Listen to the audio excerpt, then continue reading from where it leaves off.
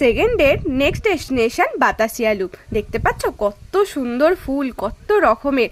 যেই না ওপরে উঠলাম চারিদিকটা দেখে তো জাস্ট মনটাই ভরে গেল, যেন মনে হচ্ছে এখান থেকে বাড়িই ফিরবো না।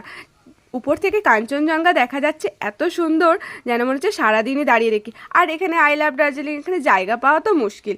আর আই লাভ দার্জিলিং পুরোটা দেখাই যাচ্ছে না, এত লোকের ভিড়। আর দীপ্ত তো এখানে এসে ছুটোছুটি করতেই ব্যস্ত, আর এই কাকিন আর কাকায়ের সাথেও সে দুষ্টুমি করতে ব্যস্ত। তারপর আমরা চললাম আমাদের পরের গন্তব্যস্থলে।